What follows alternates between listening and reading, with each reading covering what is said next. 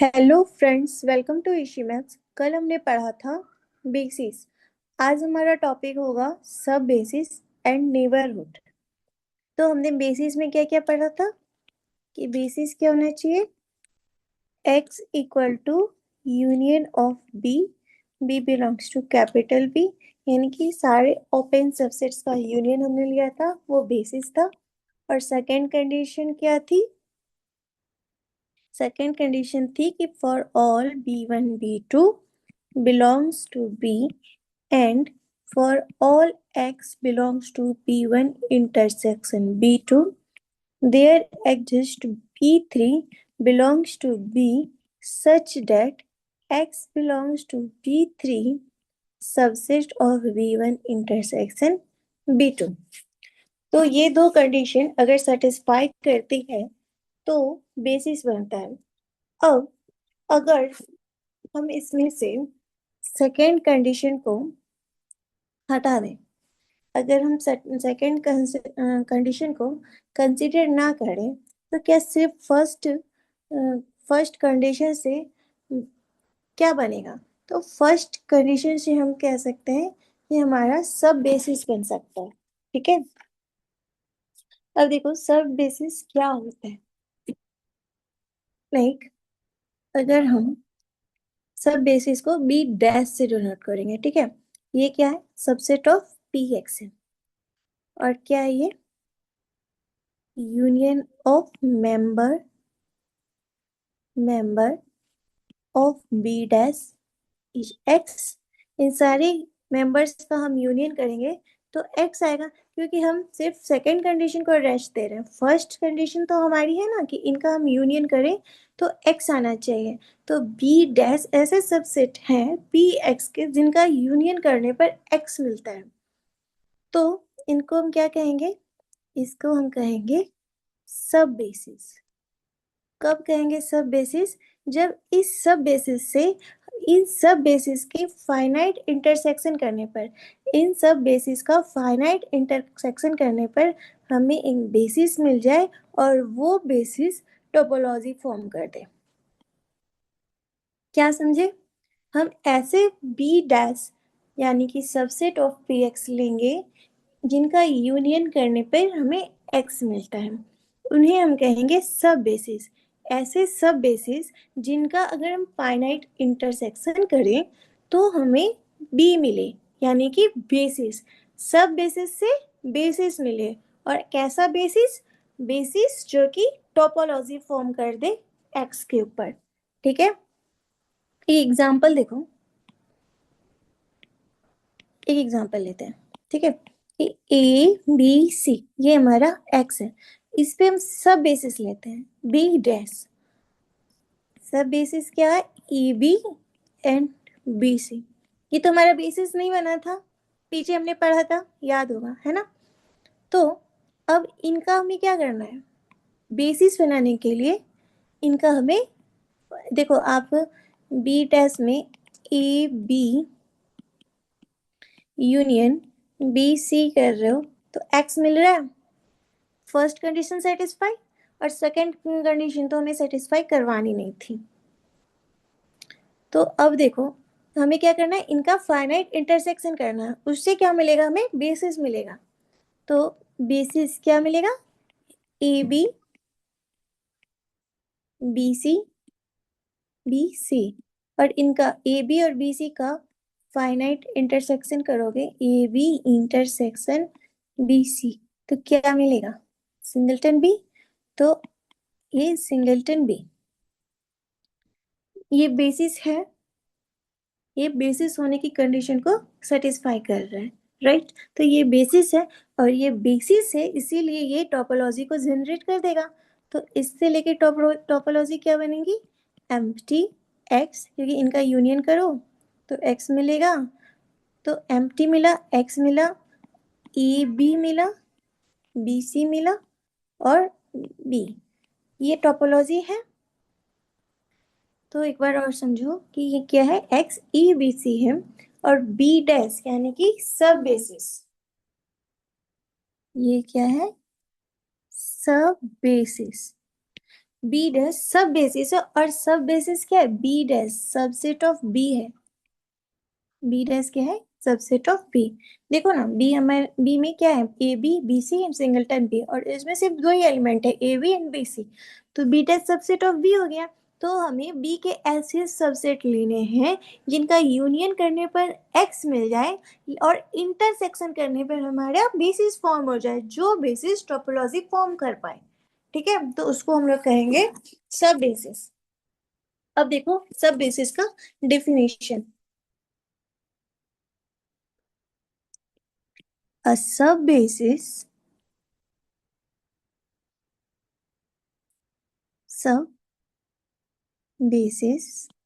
B dash for a topology T on X is a collection of subsets of X whose union equal to X। क्या है कि एक सब basis B dash for a topology tau and X is a collection of subset of x, की x के subsets का collection है जिनका यूनियन करने पर क्या मिल रहा है? एक्स मिल रहा है। और बेसिस क्या होता है? बेसिस क्या होता है? Collection of finite intersection of member of B dash. जो बी डैश हमने लिया जिनका यूनियन करने पर एक्स मिल रहा था, इन बी डैश का फाइनाइट इंटरसेक्शन करेंगे तो जो कलेक्शन बन के आएगा उसे हम लोग बेसिस कहेंगे। देखो, for all X belongs to X, then there exist B dash that is belongs to capital B dash, that is subset of B, that is there exists B dash belongs to B such that x belongs to B dash, that is subset of x। तो यहाँ से x क्या हुआ? x हुआ union of B, B belongs to B, और ये B dash किससे belong कर रहा था? B से। सेकेंड देखो कि अगर हम B1 B2 बिलोंग कर रहा है B से, तो B1 कैसा होगा? H1 intersection H2 intersection Hn। देखो B1 कैसा है? फाइनाइट इंटरसेक्शन ऑफ सब बेसिस। और तो ये H1 H2 H3 और Hn किससे बिलोंग कर रहे हैं? बी डैश से। और इन्हीं का फाइनाइट इंटरसेक्शन ले रहे हैं, तो वो मेरा B1 बन रहा है। वो किसका मेंबर है? बेसिस का मेंबर है ना। और similarly low B2, K1 intersection K2 intersection K3 and so on Kn। देखो फिर हम क्या कर रहे हैं? फाइनाइट इंटरसेक्शन किसका? सब बेसिस के एलिमेंट का, K1 K2 Kn बिलोंग कर रहा है सब बेसिस से। सो B1 B2 क्या है? B1 B2 है finite intersection of members of B dash. मतलब सब बेसिस के एलिमेंट्स का फाइनाइट इंटरसेक्शन करके हमें पास B1 और B2 आ रहा है। और B1 इंटरसेक्शन B2 करेंगे तो क्या किससे बिलोंग करेगा? B से बिलोंग करेगा। For all x belongs to B1 intersection B2, तो as a definition of basis there exists B3 which is equal to B1 intersection B2 which belongs to basis B such that x belongs to B3, that is subset of B1 intersection B2। तो हमने क्या दिखाया कि हमने ऐसे सब basis लिए थे जिनका यूनियन करने पर x हो रहा था, और उसके बाद हमने दिखाया कि हम उन सब बेसिस का फाइनाइट इंटरसेक्शन करके हमने दो सेट लिए। उन दो सेट में x एक कॉमन एलिमेंट होगा b1 इंटरसेक्शन b2 का, तो हमें एक b3 मिलेगा जो हमारे बेसिस से बिलोंग कर रहा होगा, है ना। तो ये क्या बन गया, बेसिस। तो हमने लिया था सब बेसिस और सब बेसिस से बनाया उनका इंटरसेक्शन करके बेसिस। तो चूंकि ये बेसिस बन गया, इससे ये प्रूफ हुआ कि जो हमने लिया था बी डैश वो क्या था, सब बेसिस था, है ना।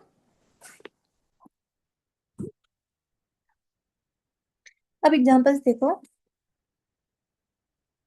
अगर बी डैश को लेते हैं A infinity, A belongs to R, union minus infinity to B and B belongs to R. ये ओपन है टाउ ई में, ओपन इन यूक्लिडियन टोपोलॉजी, ये भी ओपन इन यूक्लिडियन टोपोलॉजी, इसमें तो कोई प्रॉब्लम नहीं है ना। सो is a sub basis for the Euclidean topology, Euclidean topology on R. So question है कि अगर हम बी डैश लेते हैं A to infinity union minus infinity to B, तो क्या ये यूक्लिडियन टोपोलॉजी पे सब बेसिस बनेगा। चलो इसको प्रूव करते हैं। ए इज लेस देन बी, सो अगर हम रियल लाइन लें तो ए कहीं यहाँ होगा और बी कहीं यहाँ होगा, क्योंकि ए क्या है, लेस देन बी है। तो उसने क्या बोला, A infinity intersection minus infinity to B, ये किसके इक्वल आएगा, ओपन इंटरवल ए बी के, और ये मेरे टाउ ई में बिलोंग करता है। ये ऐसा सेट मेरा क्या है, टाउ ई के बेसिस का सेट तो है। 2 दिन से हम लोग यही तो पढ़ रहे हैं कि टाउ ई का बेसिस ओपन इंटरवल होता है। तो ये A B belongs to R, ये क्या है, basis for Euclidean topology on R. तो देखो, आप A to infinity union minus infinity to B करोगे तो आपको आर सेट मिलेगा। आपने इसका फाइनाइट इंटरसेक्शन किया तो आपको क्या मिला, ए भी मिला, और वो क्या था, बेसिस का मेंबर था यूक्लिडियन टोपोलॉजी के। तो फिर से हमने बी डैश से बेसिस के एलिमेंट्स को जनरेट किया, तो इससे क्या प्रूफ हुआ कि वो जो बी डैश हमने लिया था A to infinity union minus infinity to B, ये मेरा सब बेसिस है यूक्लिडियन टोपोलॉजी ऑन आर पे। एक और एग्जांपल,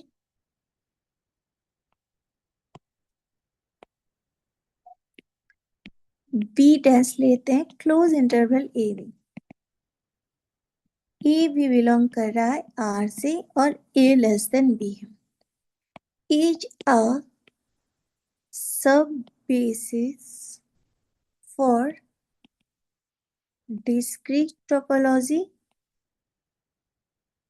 ऑन आर। तो क्या ये सब बेसिस है डिस्क्रीट टोपोलॉजी का, चलो चेक करते हैं।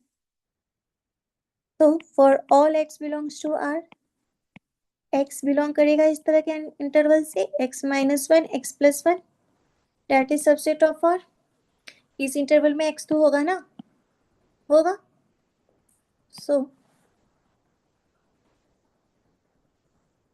For all x belongs to r, अगर हम करें x minus one to x intersection x to x plus one, इसमें भी x बिलोंग कर रहा है और सेकेंड वाले में भी x बिलोंग कर रहा है, तो इनका फाइनाइट इंटरसेक्शन किए तो क्या मिल गया है, सिंगलटन x। तो देखो हमारे पास क्लोज सेट था ए बी एज ए सब बेसिस, तो उनका इंटरसेक्शन करके हम सिंगलटन सेट्स बना पा रहे हैं। तो ये डिस्क्रीट टोपोलॉजी का बेसिस क्या होता है, सिंगलटन सेट्स ही तो होते हैं। डिस्क्रीट टोपोलॉजी का बेसिस तो ये होता है। तो फिर से हमने बी डैश से बेसिस बना लिया। So for all x belongs to r, x belongs to b, that is basis, form a basis for discrete topology, discrete topology। अगर हम इसको रियल लाइन पे देखेंगे तो मान लो ये रियल लाइन है, तो यहाँ पर होगा कहीं x-1, यहाँ पर कहीं x, और यहाँ पे क्लोज इंटरवल, और इधर x+1 ऐसा ही होगा। और कॉमन पॉइंट क्या आ रहा है, ये वाला।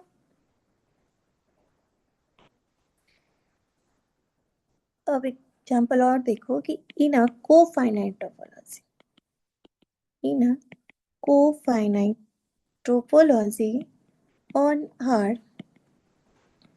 the collection B of sets that are complement of single point form a basis।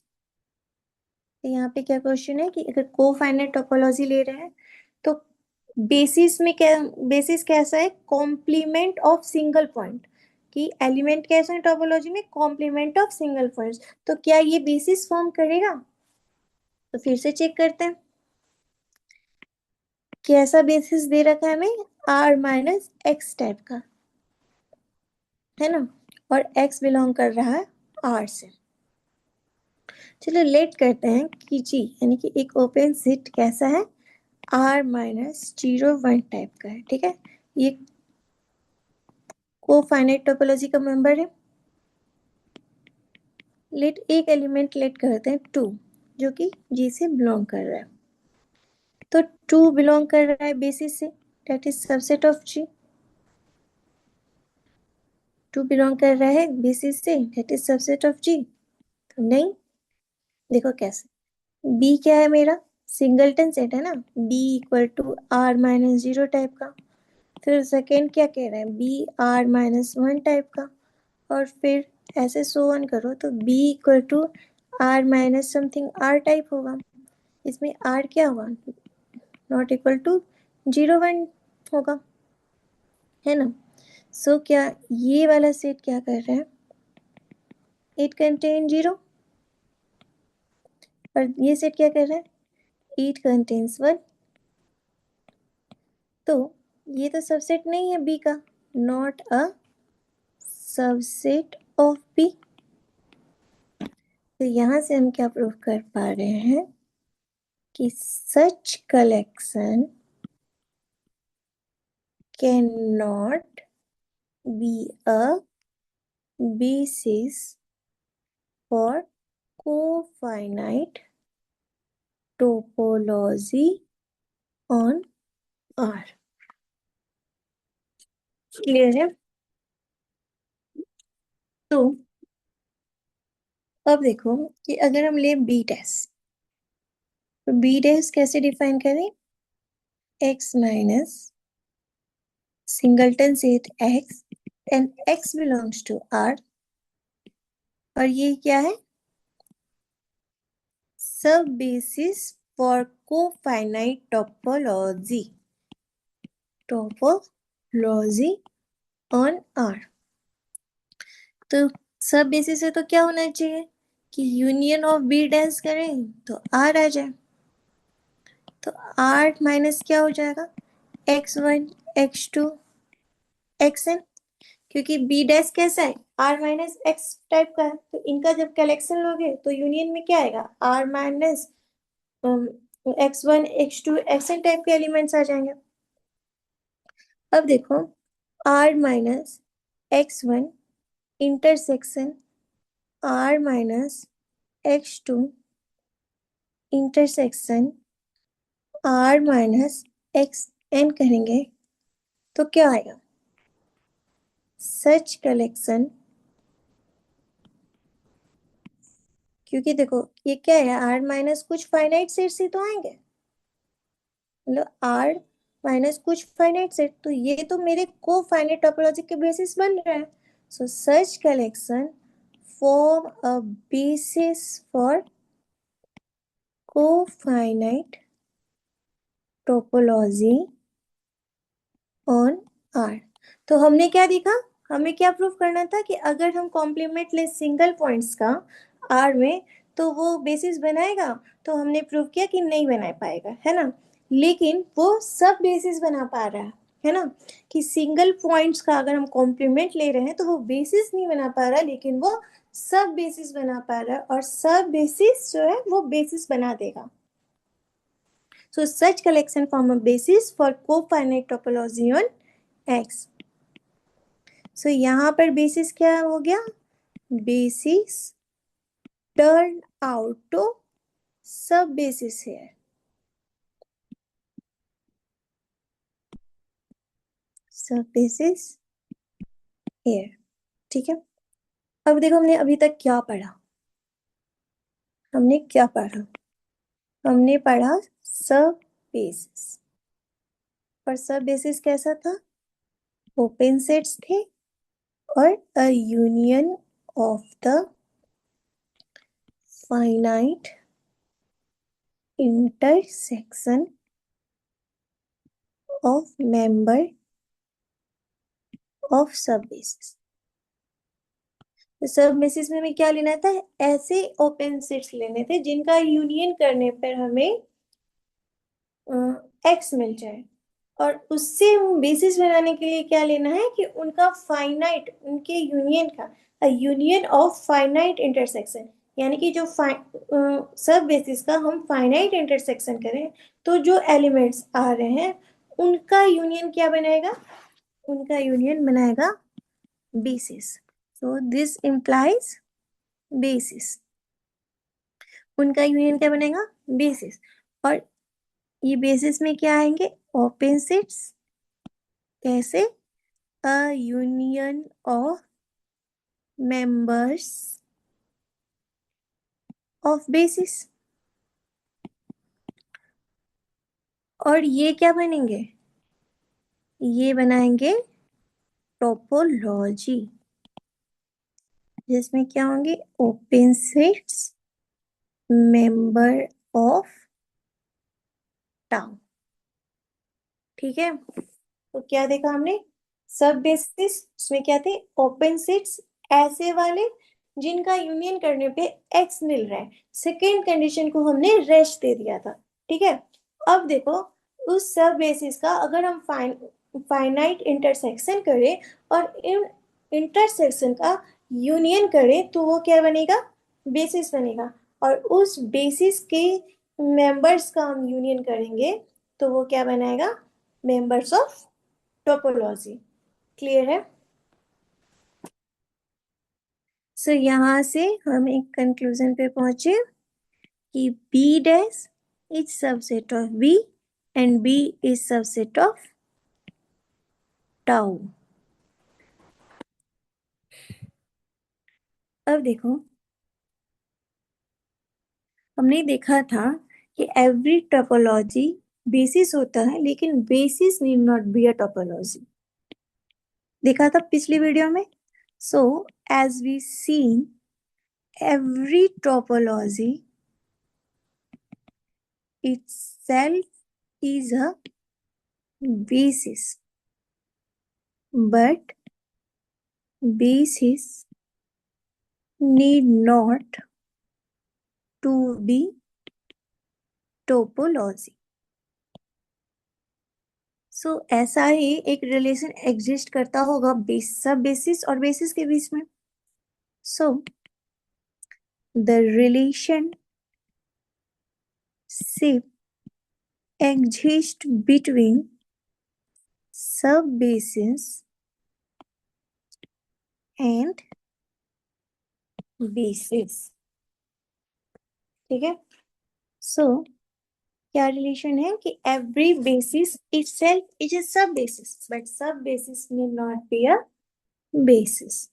हमने देखा था ना फर्स्ट एग्जांपल, बेसिस के सब बेसिस का डेफिनेशन देने से पहले ही जो हमने एग्जांपल देखा था ए बी सी वाला. देखो ये वाला, तो इसमें A B union B C ये बेसिस तो नहीं था, ये सब बेसिस था लेकिन ये बेसिस नहीं था. सो बेसिस सब बेसिस होता है, लेकिन सब बेसिस बेसिस हो ऐसा जरूरी नहीं है. हम क्या लिखेंगे? Every basis itself is a sub-basis, but a sub-basis may not be a basis. तो हमारा यहाँ से बेसिस सब बेसिस का टॉपिक खत्म हो गया. हम स्टार्ट करते हैं neighbourhood.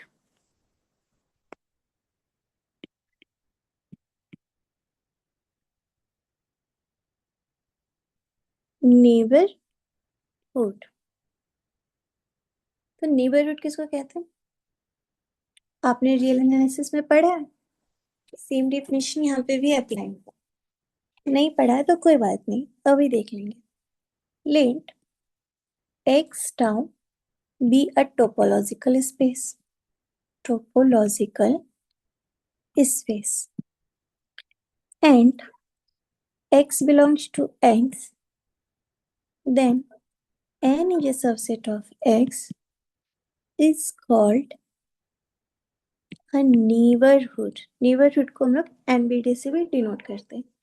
Neighborhood of x in x if there exists an open set G such that x belongs to G that is contained in N. क्या मतलब हुआ इसका? कि हमारे पास कोई टोपोलॉजिकल स्पेस है और उस टोपोलॉजिकल स्पेस में एक एलिमेंट बिलोंग कर रहा है x. उस x के अराउंड अगर हम एक ओपन सेट ड्रॉ कर पाते, मतलब उस एलिमेंट के अराउंड अगर हम एक ओपन सेट ले पाते हैं जिस ओपन सेट में वो x बिलोंग कर जाए, तो वो ओपन सेट मेरा क्या कहलाएगा? नेबरहुड कहलाएगा. ठीक है. फिगर से देखो कि मान लो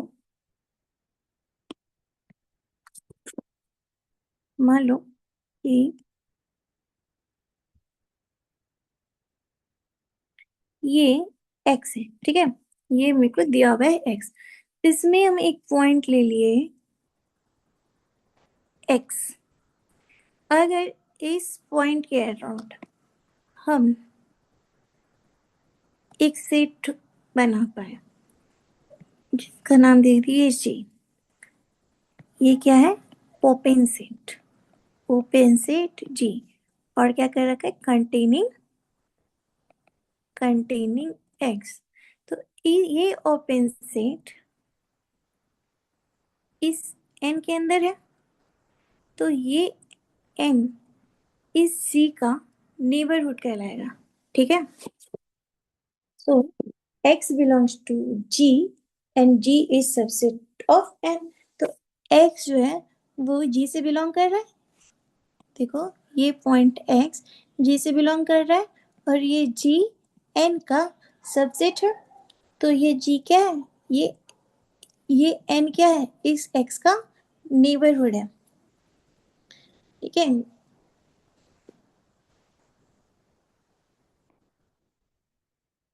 एग्जाम्पल से समझो कि अगर हम यूक्लिडियन टोपोलॉजी लिए तो इसमें एक पॉइंट लेते हैं x पहले नेबरहुड लेते हैं. ठीक है. इसमें हम एक n लिए 0 1. इस इंटरवल में एक पॉइंट बिलोंग कर रहा होगा x. मान लेते हैं वो पॉइंट है हाफ और ये r से बिलोंग कर रहा है. और देखो हाफ जो है वो 0 1 से बिलोंग कर रहा है, यानी कि इस इंटरवल में एक ओपन इंटरवल है ना 0 1. इस क्लोज इंटरवल 0 1 में एक सबसेट है G जो क्या है? ओपन इंटरवल 0 1, जिससे कि ये पॉइंट मेरा 1/2 बिलोंग कर रहा है ना. और ये क्या है? सबसेट है 0 1 का और 0 1 किसके इक्वल है? n के. तो हम देखो यही तो डेफिनेशन था कि x belongs to G that is subset of n. तो ये हो गया मेरा x belongs to open interval 0 1 क्या है? G और that is subset of n. ये मेरा डेफिनेशन सेटिस्फाई कर रहा कि एक पॉइंट हमने लिया 1/2, उस 1/2 को हमने किसी ओपन इंटरवल 0 1 में बिलोंग करा दिया जो कि मेरे नेबरहुड का सबसेट था। तो x का नेबरहुड बन गया ना, कैपिटल 0 1, सॉरी क्लोज इंटरवल 0 1 बन गया। अब देखो अगर हम x बिलोंग्स टू 1/4 लिख लें तो ये भी बिलोंग कर रहा है R से, और 1/4 मेरा 0 to 1/2 ओपन इंटरवल में भी तो बिलोंग कर रहा है, और ये भी सबसेट है इनका, है ना। सो ये भी मेरा G बन गया, ये भी ओपन इंटरवल बन गया, यानी कि कोई भी छोटा से छोटा या बड़ा से बड़ा इंटरवल, ओपन इंटरवल जो कि x को कंटेन करे और सबसेट हो n का, तो हम उसे बोल देंगे कि वो पॉइंट का n नेबरहुड है। ठीक है। अगर आप ऐसे देखना चाहते हो इन रियलिटी, तो आपका जो पड़ोसी है, बगल वाला जस्ट घर, वो आपका नेबर है।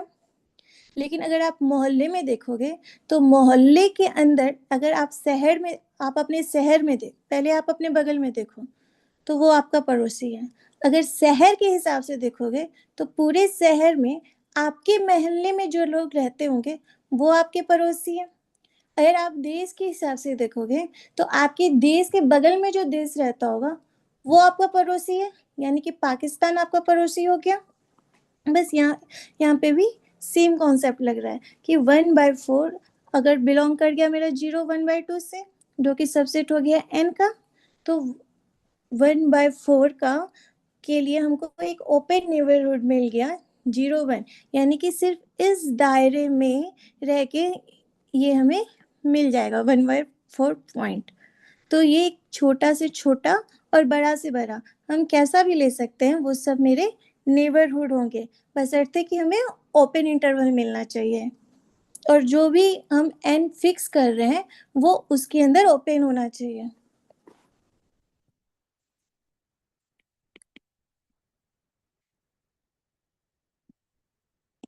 अब देखो ये हमने क्या लिया, 1/2 लिया, 1/4 लिया, ये तो मेरे 0 1 के नेबरहुड बन गए।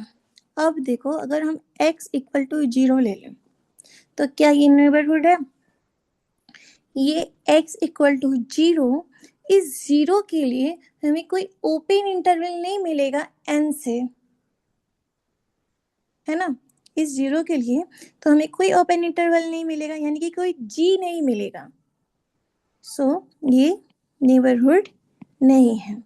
क्यों? क्योंकि x belongs to g, subset of 0 1, तो हमें कोई g नहीं मिलेगा 0 के लिए ओपन इंटरवल जो 0 को कंटेन करता हो। सो x इक्वल टू 0 का कोई नेबरहुड नहीं है। अगर हम अपनी टोपोलॉजी चेंज कर लें, r इक्वल टू TL कर लें, यानी कि lower limit topology, lower limit topology, तो इसके ओपन सेट्स कैसे थे? क्लोज 0 1 टाइप के, यानी कि क्लोज ए ओपन बी, इस टाइप के ओपन सेट्स थे ना इसके। तो क्लोज 0 1 ये ओपन सेट बनेगा। देखो इसमें 0 बिलोंग कर रहा है, 0 बिलोंग्स टू क्लोज 0 ओपन 1, ये कैसा है? Open in lower limit topology, और ये सबसेट भी है किसका? n का, और n क्या है मेरा? Close interval 0 1। तो इस 0 के लिए मैं लोअर लिमिट टोपोलॉजी में एक ओपन इंटरवल g मिल गया जो सबसेट है नेबरहुड का। ठीक है, तो ये क्या हो गया? 0 का नेबरहुड n है, किसमें? लोअर लिमिट टोपोलॉजी में, लेकिन यूक्लिडियन टोपोलॉजी में नहीं बना था। होप समझ आया होगा। अगर हम देखें ऐसे कि x बिलोंग कर रहा है x से और n सबसेट है x का, तो x बिलोंग करना चाहिए g से, that is subset of n। ये क्या है? नेबरहुड की डेफिनेशन है। और फिगर में देखें तो ये कोई पॉइंट है हमारे पास x, और ये क्या है, ओपन सबसेट G जो x को कंटेन कर रखा है। ये भी ये जो G है ना, ये भी नेबरहुड ही है x का, ठीक है। पर इसका कोई हम सुपर सेट लें, मान लो ऐसे या ऐसे, डॉट डॉट डॉट कितना भी, तो ये सब भी क्या हो जाएंगे, ये सब भी नेबरहुड ही हो जाएंगे। मान लो ये n1 हो गया, ये n2 हो गया, ये n3 हो गया, तो ये सब भी क्या है, इस x के नेबरहुड ही है। तो x जो है, x का नेबरहुड g भी है, n3 भी है, n2 भी है और n1 भी है। So x belongs to G, it's subset of n1. X belongs to G is subset of n2. X belongs to G is subset of n3. Hence, for all x belongs to G, x belongs to G is subset of capital G. That is, every open set is neighborhood of each of its point और element. तो x n1 n2 n3 सबका neighbourhood, sorry x का n1 n2 n3 सब neighbourhood है, ठीक है। तो हमने क्या प्रूव किया कि every open set is neighbourhood of each of its point. Open set लेंगे हम तो वो नेबरहुड होगा हर पॉइंट का, बशर्ते वो अंदर होना चाहिए। सो अब देखो, तो यहाँ से हमने क्या प्रूव किया कि x टाउ और इसमें क्या है, n नेबरहुड है जो कि x का सबसेट है, subset of x tau that is subset of x is open if and only if it is neighborhood of each of its point। कि x टाउ में n सबसेट ऑफ x है, वो open कब होगा, neighbourhood को हम open कब कहेंगे कि उसके अंदर जितने भी पॉइंट्स हैं, n of x is open if and only if it is neighborhood of each of its point, ठीक है। सो अब कुछ रिजल्ट्स देखते हैं।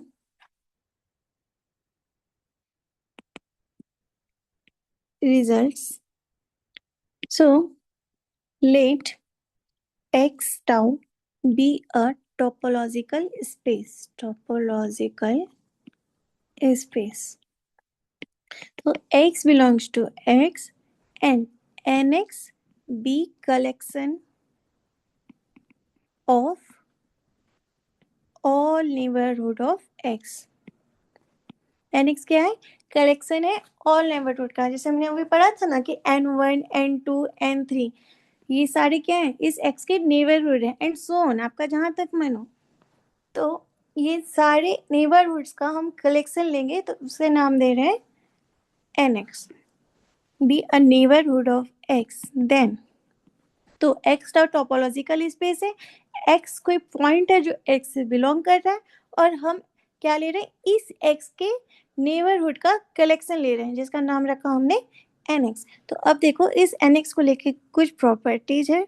फर्स्ट कि nx कभी भी एम्प्टी तो नहीं होगा क्योंकि उसमें x तो बिलोंग कर ही रहा है ना एटलीस्ट।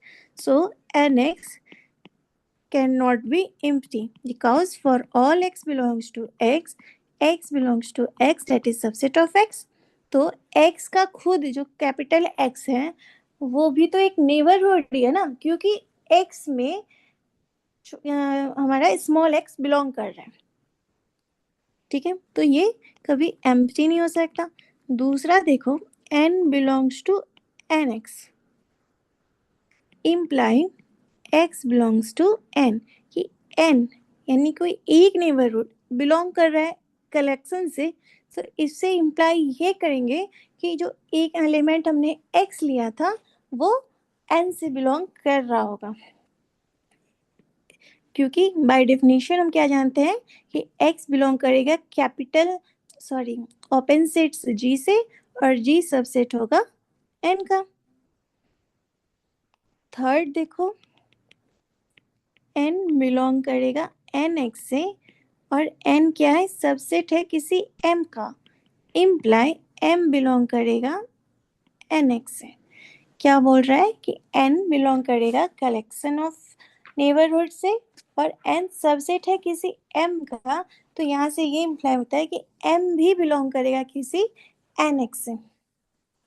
सो हमें क्या दिखाना है कि n बिलोंग करेगा nx से। सो एक open set G, there exist एक open set, there exist an open set G such that x belongs to G that is subset of n and that is subset of m. So यहाँ से क्या imply हुआ कि x belongs to G that is subset of m, so m belongs to nx, है ना। अब देखो fourth point क्या है कि m n अगर बिलोंग कर रहा है मेरे कलेक्शन ऑफ नेबरहुड से, तो m इंटरसेक्शन n भी बिलोंग करेगा कलेक्शन ऑफ नेबरहुड से।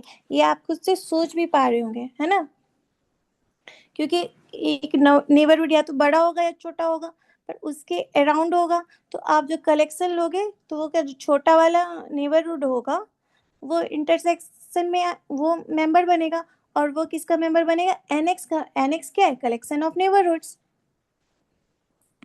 सो देखो m बिलोंग कर रहा है nx से, तो यहाँ पे भी एक ओपन इंटरवल G होगा, there exist an open set G1 such that x belongs to G1 that is subset of m. So n belongs to nx, so there exists an open set G2 such that x belongs to G2 that is subset of n2. So x belongs to G1 intersection G2 that is subset of n intersection n. So हमने क्या prove कर दिया कि m intersection n it belongs to nx। ठीक है। सो आज के लिए बस इतना ही। आपका बहुत बहुत धन्यवाद। अगर किसी को कोई डाउट हो तो कमेंट सेक्शन में पूछ सकता है। Thank you.